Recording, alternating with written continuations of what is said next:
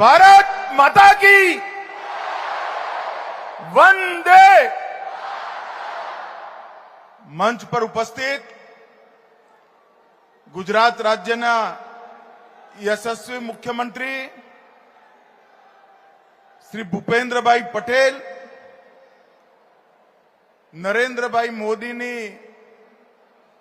मंत्री परिषद में मारा साथी रमत-गमत मंत्री डॉक्टर मनसुखभाई मांडविया, भारत सरकार गुजरात सरकारना गृहमंत्री અને રમત-ગમત મંત્રી શ્રી હર્ષ સંઘવી, ગુજરાત સરકારના મંત્રી શ્રીમાન રાઘવજીભાઈ પટેલ, શ્રીમતી પ્રતિભાબેન જૈન, મેયર અમદાવાદ મહાનગર શ્રી નરહરીભાઈ, श्री बाबूभाई, मारा सांसद साथियों हसमुखभाई, दिनेशभाई मकवाणा, श्री हरिराव, सचिव भारत सरकार, श्री थेन्नारसन, अश्विनी कुमार, अने आज वीर सावरकर स्पोर्ट्स संकुल में उपस्थित सभी युवा खिलाड़ियों और भाइयों बहनों को मेरा प्रणाम नमस्कार।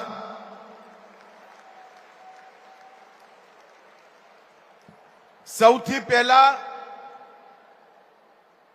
आज वीर सावरकर स्पोर्ट्स कॉम्प्लेक्स ना लोकार्पण प्रसंगे हूँ देशना वडाप्रधान नरेन्द्रभाई मोदी नो हृदयपूर्वक धन्यवाद और आभार मानवा मांगू। અહીંયા 21 એકર જમીન 1960 થી ગ્રીન બેલ્ટ બનાયેલો ખાલી પડેલી, હું મારા ગામથી 1978 માં અમદાવાદમાં રહેવા આવ્યો, આજ નારણપુરા વોર્ડમાં રહ્યો। અહીંયા કેટલી વાર સોસાયટીની મેચો રમી, દબાણ થયું, પણ આ જગ્યાનો સ્પોર્ટ્સ કોમ્પ્લેક્સ તરીકે ઉદ્ધાર નતો થયો। 2019 માં હું મોદી સાહેબ પાસે ગયો, મેં કહ્યું સાહેબ મારા ઘરથી 400 મીટર દૂર એક 21 એકરનો પ્લોટ સ્પોર્ટ્સ કોમ્પ્લેક્સ માટે પડેલો છે, જો તમે મંજૂરી આપો તો ત્યાં આગળ એક સ્પોર્ટ્સ કોમ્પ્લેક્સ બને।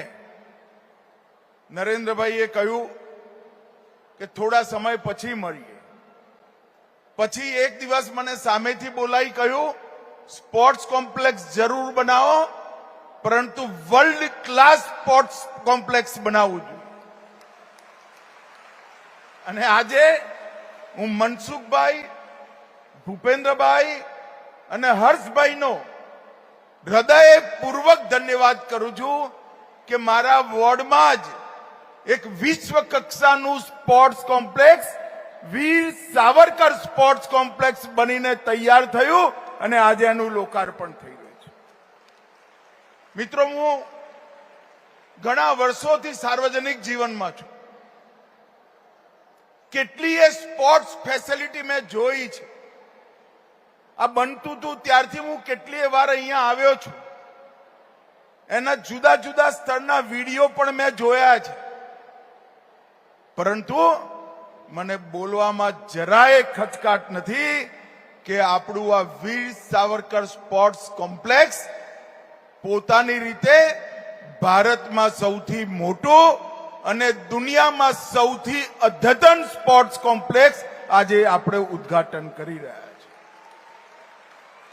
નરેન્દ્રભાઈના નેતૃત્વમાં બીજા નંબરની કલ્પના હવે ભારતે કરવી ના જોઈએ ભાઈ।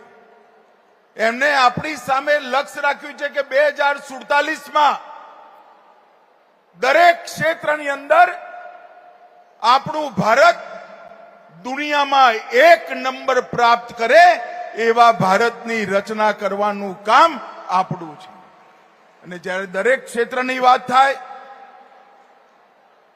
ત્યારે સ્પોર્ટ્સ ખેલ જગત એ તો આ દેશનો આત્મા છે. સૌથી પહેલી રમત ગમતની શરૂઆત દુનિયામાં ક્યાંય થઈ હોય તો ભારતમાં થઈ, અને દુનિયામાં સૌથી યુવાન દેશ ભારત, અને એ જો સ્પોર્ટ્સમાં પાછો રહી જાય તો શું થાય? અને મોદી સાહેબે ખાલી યોજનાઓ નહીં, સ્પોર્ટ્સ ઇન્ફ્રાસ્ટ્રક્ચર વર્લ્ડ ક્લાસ હોવું જોઈએ, ખેલાડીઓની ટ્રેનિંગ વર્લ્ડ ક્લાસ હોવી જોઈએ, ખેલાડીઓનું સિલેક્શન પારદર્શી હોવું જોઈએ, અને જે રમે છે, જે સારું રમે છે, એને ભારતનું પ્રતિનિધિત્વ કરવાની તક મળવી જોઈએ. આટલા બધા પરિવર્તનો નરેન્દ્રભાઈએ કર્યા. એના પરિણામે છેલ્લા 10 વર્ષની અંદર ભારતના ખેલ જગતના સ્પોર્ટ્સ ક્ષેત્રના પરિદૃશ્યની અંદર ખૂબ મોટું પરિવર્તન આવ્યું છે. હું એની વાત પછી કરીશ. મિત્રો, આ સંકુલનું નામ મહાન સ્વાતંત્રતા સેનાની વીર સાવરકર જોડે જોડ્યું છે. અહીંયા બેઠેલા બધા જ લોકો જે સ્વિમિંગના ખેલાડીઓ હશે એમને ખબર નહીં હોય, દુનિયામાં સૌથી લાંબુ સ્વિમિંગ અગર કોઈ એક માણસે કર્યું હોય તો એ વીર સાવરકરે કર્યું. જ્યારે અંગ્રેજો એમને પકડીને ભારત લાવતા હતા ત્યારે ફ્રાન્સની નજીક જ્યારે ફ્રાન્સનું એક બંદર આવ્યું ત્યારે એમને બેડીઓ સાથે માર્સે પોર્ટ પર બેડીઓ સાથે, મારી વાત ફરીવાર સાંભળજો, હાથ અને પગની બેડીઓ સાથે જહાજમાંથી સમુદ્રમાં કૂદકો માર્યો અને તરીને ફ્રાન્સની ધરતી પર ગયા, જેથી અંગ્રેજો એમને પકડી ના શકે. પરંતુ દુર્ભાગ્યે અંગ્રેજોએ પકડ્યા, ભારત લાયા, અને આખા ભારતના આઝાદીના આંદોલનમાં એકમાત્ર એવા સ્વાતંત્ર્ય સેનાની હતા જેમને એક જીવનમાં 2 જન્મ ટીપની સજા થઈ. એક જીવનમાં 2 જન્મ ટીપની સજા, 120 વર્ષની સજા. અને વીર સાવરકરે જ્યારે એ કાલા પાણીની સજા માટે આંદોબાન નિકોબાર પહોંચ્યા અને અંગ્રેજ જેલરે કહ્યું, મિસ્ટર સાવરકર, અહીંથી બહાર નહીં જાઓ તમે, હવે 120 વર્ષની સજા થઈ છે. ત્યારે વીર માનવીએ કહેલું, 120 વર્ષ શું, કેટલાક વર્ષ સુધી તારી સરકાર નથી ચાલવાની, ભારત સ્વતંત્ર થશે અને અમે અંગ્રેજોને હાંકી કાઢીશું. એક ખુમારીજી એમને સ્વતંત્રતા આંદોલન કર્યું. અને મિત્રો, 1857 નું સ્વાતંત્રતા સંગ્રામ અંગ્રેજોએ શિક્ષણ વ્યવસ્થામાં 1857 બરવાના નામે જોડેલો, એને વીર સાવરકરે પહેલી વાર 1857 નો સ્વાતંત્ર્ય સંગ્રામ કરી ભારતીય દ્રષ્ટિકોણ અને ભારતનો વિચાર દુનિયાના મંચ પર મૂક્યો.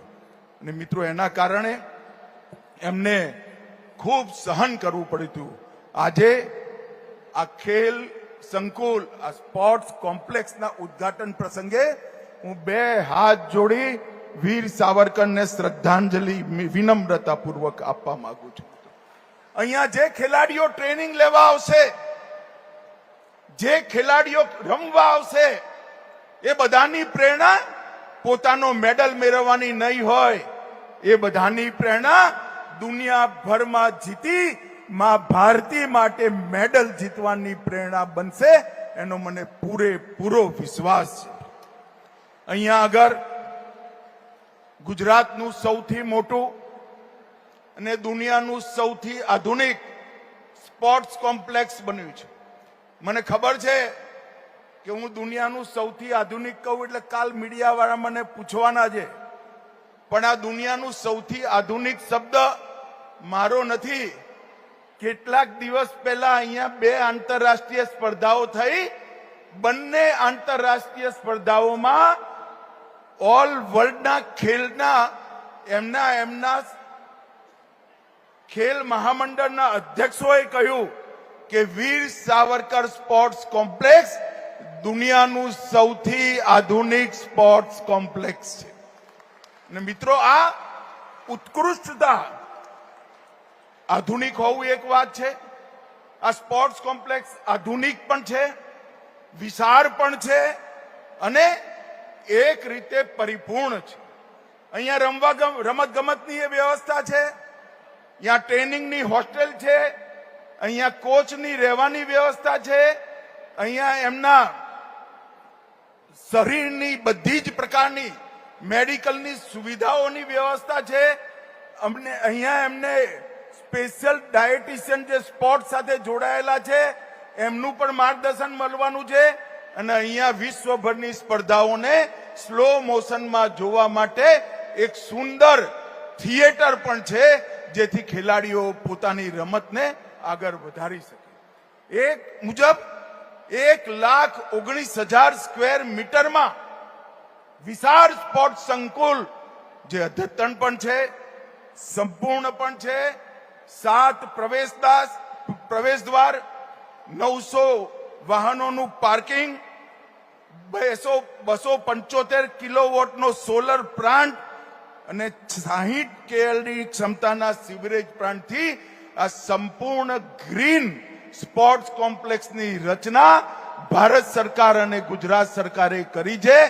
અમદાવાદ અને ગુજરાત અને દેશભરના યુવાનો માટે આજે આ સ્પોર્ટ્સ કોમ્પ્લેક્સ ખુલ્લું મૂકતા મંચ પર બેઠેલા અમને સૌને આનંદ અને ગૌરવ થાય છે.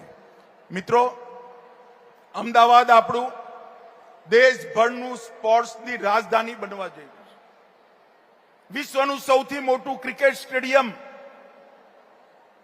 નરેન્દ્ર મોદી ક્રિકેટ સ્ટેડિયમ મોટેરામાં, એની બાજુમાં જ મહાન સરદાર વલ્લભભાઈ પટેલના નામથી સરદાર પટેલ સ્પોર્ટ્સ કોમ્પ્લેક્સ બની રહ્યું છે અને સેંકડો એકરમાં બની રહ્યું છે. અને આ વીર સાવરકર સ્પોર્ટ્સ કોમ્પ્લેક્સ, આવી કેટલીય સુવિધાઓ આપણા અમદાવાદમાં ઊભી થઈ રહી છે. અહીંયા એક્વેટિક કોમ્પ્લેક્સ છે, જેમાં ઓલિમ્પિક કક્ષાના સ્વિમિંગ પુલ છે, 10 મીટર સુધીની ઊંચાઈના પ્લેટફોર્મ પણ છે અને 2000 લોકો બેસીને જોઈ શકે એવી ગેલેરી પણ છે. સેન્ટર ફોર સ્પોર્ટ એક્સિલન્સ પણ છે. બાસ્કેટબોલ, બેડમિન્ટન, વોલીબોલ, કુસ્તી, કબડ્ડી, વૂસુ, આની અંદર આવાસની પણ વ્યવસ્થા છે. સ્પોર્ટ સાયન્સ લેબ પણ છે, ન્યુટ્રિશન લેબ પણ છે, ડાઇનિંગ હોલ, કિચન, જીમ, સોના, સ્ટીમ, આ બધી જ વિધાઓથી યુક્ત આ સ્પોર્ટ્સ કોમ્પ્લેક્સ બન્યું છે. ઇન્ડોર મલ્ટી સ્પોર્ટ્સ એરેના છે, કોમ્યુનિટી સ્પોર્ટ સેન્ટર, જેમાં 6 badminton court, 6 table tennis court, 6 squash court, 20 indoor shooting range, chess, carrom, કાઇસ, શૂઝગર, બિલિયર્ડ, એર હોકી, આ બધી રમત ગમતને સુંદર રીતે રમાડવાની વ્યવસ્થા આ સ્પોર્ટ્સ કોમ્પ્લેક્સમાં કરેલી છે. મિત્રો, ફિટ ઇન ઇન્ડિયા ઝોન છે, આઉટડોર સ્પોર્ટ્સ ઝોન છે. એક પ્રકારથી બધી જ રમતો ગમતોને વિકાસ કરવા માટેનું, ટ્રેનિંગ માટેની અને મેડલ જીતવા સુધીની બધી જ વ્યવસ્થાઓથી આ વીર સાવરકર સ્પોર્ટ્સ કોમ્પ્લેક્સ યુક્ત છે. મિત્રો, આજે મનસુખભાઈ અહીંયા છે ત્યારે હું કહેવા માંગુ છું, ભારત સરકારના રમતગમત વિભાગે છેલ્લા 10 વર્ષની અંદર ખૂબ મોટા પરિવર્તનો કર્યા છે અને 35% જેની આબાદી, પોપ્યુલેશન યુવા હોય એવા દેશ માટે વિચારી વૈજ્ઞાનિક રીતે પરિવર્તનો કર્યા છે. ઘણીવાર કોંગ્રેસિયા કે એમાં શું જવાહરલાલ નહેરુએ રમાડતા હતા, હમણાં કાલે આવશે જ જોજો કોકનું ભાષણ. પરંતુ હું કહેવા માંગુ છું, નહેરુ સાહેબ તો બહુ આગળની વાત છે, પરંતુ 2014-15માં આ દેશનું ખેલાડીઓ માટેનું બજેટ 1643 કરોડ રૂપિયા હતું. જરા જોરથી બોલો ભાઈ, કેટલું હતું? અરે એમ ના ચાલે ભાઈ, હું ફરીવાર બોલું છું, 1643 કરોડ રૂપિયા હતું. કેટલું હતું? અને મોદી સાહેબે 1643 થી વધારી 5300 કરોડ રૂપિયાનું બજેટ આપણા ખેલાડીઓ માટે કર્યું છે. આ સ્કેલ જે છે એ દેશમાં સ્પોર્ટ્સ કઈ રીતે આગળ વધે એના માટે છે. એની અંદર નવું સ્પોર્ટ ઇન્ફ્રાસ્ટ્રક્ચર, ખેલો ઇન્ડિયા કેન્દ્રો, રાજ્ય ઉત્કૃષ્ટતા કેન્દ્ર, માન્યતા પ્રાપ્ત એકેડેમીઝ અને ખેલો ઇન્ડિયા ખેલાડીની એકેડેમી, એમની ચિકિત્સાની વ્યવસ્થા, એમની ન્યુટ્રિશનની વ્યવસ્થા, એમની ઇન્જરીની વ્યવસ્થા, આ બધું જ પરિપૂર્ણ કરી એ રીતે 5300 કરોડ રૂપિયાની વાત થઈ. ખેલો ઇન્ડિયા યુનિવર્સિટી ગેમ્સ ચાલુ કરી, ખેલો ઇન્ડિયા પેરા ગેમ્સ ચાલુ કરી, ખેલો ઇન્ડિયા વિન્ટર ગેમ ચાલુ કરી અને 2025માં મનસુખભાઈ અહીંયા બેઠા છે, નવી ખેલ નીતિ લાઈ ખેલના જગતમાં ભારતને સર્વોચ્ચ બનાવવાની એક સુગ્રથિત નીતિ લઈને આયા. આ નવી સ્પોર્ટ્સ પોલિસીના 5 મંચ છે. એક, વૈશ્વિક મંચ પર આપણે સૌથી આગળ રહીએ. આર્થિક વિકાસ પણ ખેલના માધ્યમથી દેશનો થાય, સામાજિક વિકાસ પણ ખેલના માધ્યમથી દેશનો થાય. ખેલને, સ્પોર્ટ્સને સ્પોર્ટ્સ તરીકે નહીં, એક જન આંદોલનમાં બદલવામાં આવે અને શિક્ષા સાથે સ્પોર્ટનું એકીકરણ પણ થાય, એ પ્રકારની વ્યવસ્થાઓ કરી છે. અને એનું પરિણામ જુઓ. 2048 થી 2012 સુધી ઓલિમ્પિકમાં ભારતના 20 મેડલ મળ્યા હતા. 2048 થી 2012 સુધી ઓલિમ્પિકમાં 20 મેડલ મળ્યા હતા અને પાછળના 8 વર્ષમાં ઓલિમ્પિકની અંદર 15 મેડલ ભારત જીતી ચૂક્યું છે. આઝાદીથી મોદીજી વડાપ્રધાન બન્યા ત્યાં સુધી 20 અને મોદી વડાપ્રધાન બન્યા પછી 8 વર્ષમાં 15 મેડલ. પેરાલિમ્પિકમાં કુલ 8 મેડલ મળ્યા હતા, હવે 52 મળ્યા છે. ડેફ ઓલિમ્પિકમાં કુલ 2 મળ્યા હતા, હવે 22 મળ્યા છે. આનું એકનોલેજમેન્ટ, જે મુવમેન્ટ ચલાવી ખેલો ઇન્ડિયાથી, ફિટ ઇન્ડિયાથી, એનું એકનોલેજમેન્ટ આજે મેડલના રૂપમાં થઈ રહ્યું. ટોપ સ્કીમ, દરેક ખેલાડી જે ઓલિમ્પિક રમવાનો એને મહિને 25,000, કોર ગ્રુપ માટે 25,000, ટોપમાં જે ઓલિમ્પિક રમવાના એના માટે 50,000, કોર ગ્રુપ માટે 25,000. આ પ્રકારની વ્યવસ્થાઓ નરેન્દ્ર મોદીજીએ કરી અને એના પરિણામ સ્વરૂપે આખા ભારતમાં સ્પોર્ટ્સનું વાતાવરણ બન્યું છે. મિત્રો, આપણા સ્પોર્ટ્સ કોમ્પ્લેક્સમાં અને અમદાવાદની જુદી જુદી સ્પોર્ટ્સ ફેસિલિટીમાં વિશ્વભરની પોલીસ અને ફાયર બ્રિગેડની રમતગમતની સ્પર્ધાઓ ભારતમાં 2029માં થવાની. અને થોડાક જ સમયમાં ભારતે બીડ મોકલી દીધી છે કોમનવેલ્થ ગેમ માટેની.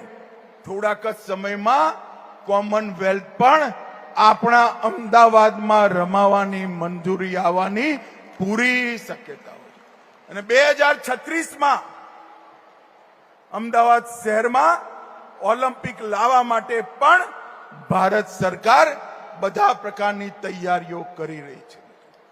અહીંયા અલગ અલગ પ્રકારની 2036 સુધી 13 આંતરરાષ્ટ્રીય સ્પર્ધાઓ અમદાવાદની અંદર આવવાથી અમદાવાદ ન કેવલ ગુજરાત, પૂરા એશિયાનું સ્પોર્ટ્સનું સેન્ટર બને એ પ્રકારની વ્યવસ્થા થઈ રહી છે. મિત્રો, આજે મને ખરેખર હૃદયથી આનંદ છે. મિત્રો, આ જગ્યા પર અહીંથી 600 મીટર દૂર 1978 થી અત્યાર સુધી હું રહ્યો ત્યાં 21 એકડમાં અત્યાધુનિક વ્યવસ્થાઓ સાથે ભારતનું સૌથી મોટું અને વિશ્વનું સૌથી આધુનિક વીર સાવરકર સ્પોર્ટ્સ કોમ્પ્લેક્સ અહીંયા મૂર્તિમંત થયું છે. ઓલરેડી 2 સ્પર્ધાઓ અહીંયા રમાઈ ચૂકી છે અને એના માટે હું હૃદયપૂર્વક ગાંધીનગર લોકસભા ક્ષેત્ર તરફથી, અમદાવાદ તરફથી, ગુજરાત તરફથી નરેન્દ્રભાઈને ખૂબ ખૂબ ધન્યવાદ અને અભિનંદન પાઠવું છું. મિત્રો, ફરી એકવાર આ સ્પોર્ટ્સ કોમ્પ્લેક્સની અંદર ટ્રેનિંગ માટે જે ખેલાડીઓ આવે, રમવા માટે જે ખેલાડીઓ આવે, તમારી કેરિયર માટે તો રમજો જ, તમારી પ્રગતિ માટે રમજો, પણ આપણું લક્ષ્ય વિશ્વની સ્પર્ધાઓમાં ભારતને મેડલ અપાવવાનું હોય, એ જ આપણી રમતનો ઉદ્દેશ હોય. ફરી એકવાર સમગ્ર દેશના સૌ ખેલાડીઓને હૃદયપૂર્વકના ખૂબ ખૂબ અભિનંદન. ભારત સરકાર અને ગુજરાત સરકારને પણ હૃદયપૂર્વક આ વિસ્તારના સંસદ સભ્ય તરીકે હું હૃદયપૂર્વક ધન્યવાદ કરી મારી વાત પૂરી કરું છું. વંદે માતરમ.